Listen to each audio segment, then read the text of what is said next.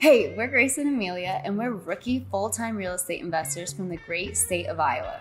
Have you ever wondered what it would be like to be a full-time real estate investor? Well, in this video, we're going to show you what our days look like and what projects we've been up to since making the jump. And if you like what we have to say, make sure you comment, like, and subscribe to this video. We are so excited to be sharing our journey in real estate with you while also being rookies ourselves. And don't forget to follow us on Instagram at grace.investing and Amelia Jo REI. Cheers!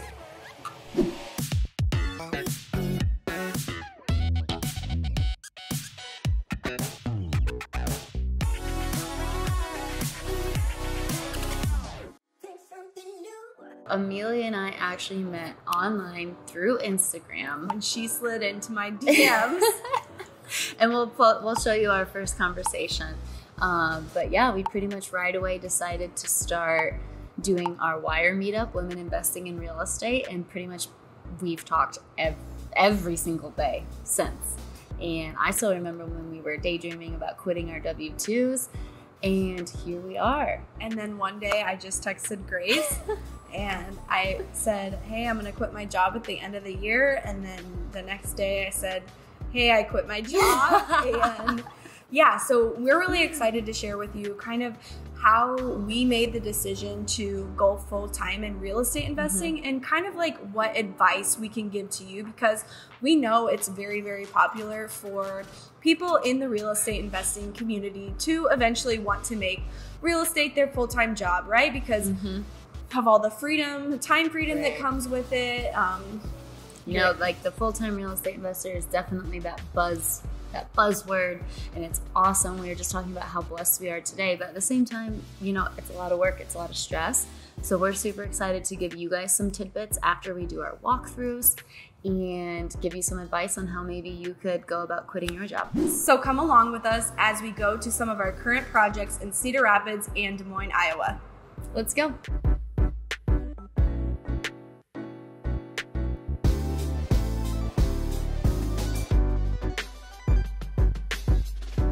So we have a really great story for how we found this place.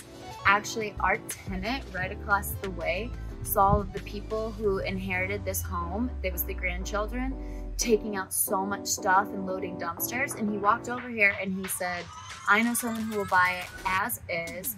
Why don't you do that? I'll put you guys in touch. And the reason he did this is because he knows that we always tell everybody we pay $1,000 to anybody who gives us a referral. So he got up out of his house and came over and basically started the deal for us and even negotiated a little bit. Our tenant did this. Gave me a call and I was like, absolutely, this sounds like a great deal. So we worked directly with the seller. We bought the house. We gave our tenant $1,000 as a thank you. And now he's got his eyes on the rest of the neighborhood, always on the lookout for the next deal for us.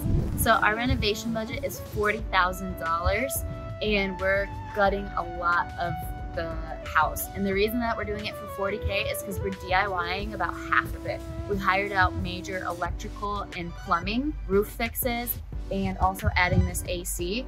But some things that we're doing ourselves, we're getting new windows. You can see that that needed it. We took out a window right here, actually. You can't even tell, and we re-sided it. We had to match the paint so that it didn't look all funky. And your typical paint, fixtures, flooring, we'll do all of that ourselves. And we also did the demo ourselves. So we purchased this house for $80,000, but we actually didn't use any of our own money. We found a private money lender who gave us the purchase price and the repairs, so $120,000. They have given us that money for 7 months at 9%. And we actually found this private money lender because they had seen what we were up to through Instagram. I use my platform all the time to show what we're up to. They were super interested. They wanted to invest and they actually had a paid off home. So they got a HELOC and wanted to invest that money to put their money to work with equity that they weren't even using in the first place. So we talked about how we were doing all the demo ourselves, or we did all the demo ourselves. And we actually bought a trailer, a dump trailer, because we knew we would do that, and we knew that we could rent it out when we weren't using it about 1 day a month to cover our entire trailer payment. So we're using that as a source of income as well. Not to mention it's super handy to have it in the driveway and be able to use it whenever we want.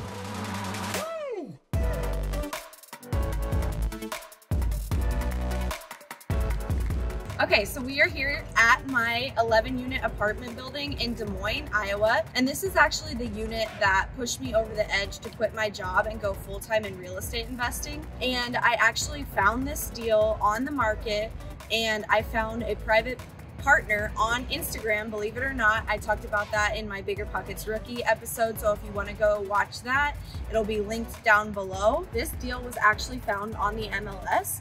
And when I was analyzing the numbers, I realized what an amazing deal that it was. I kind of put it out there on Instagram.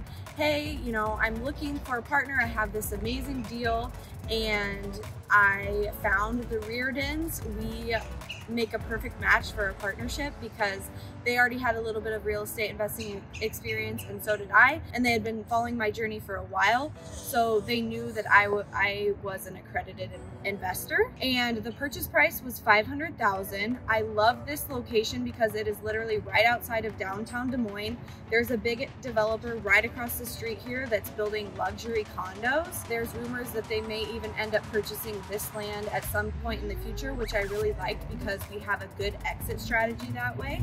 Okay, so I'm at the back of the property now, and like I said, the location is amazing. The skyline of Des Moines is right behind me here, and you can see it because the trees are starting to lose their leaves. But I just wanted to give you guys a little rundown on the rehab numbers. So I actually used a handyman for the first time on this project. I normally DIY all of my rehabs, but I've become so busy since going full-time in real estate, I knew I needed to outsource. So each one of the vacant studios costs about $3,000 total to basically gut and rehab. Again, they're very small, about 400 square foot a piece.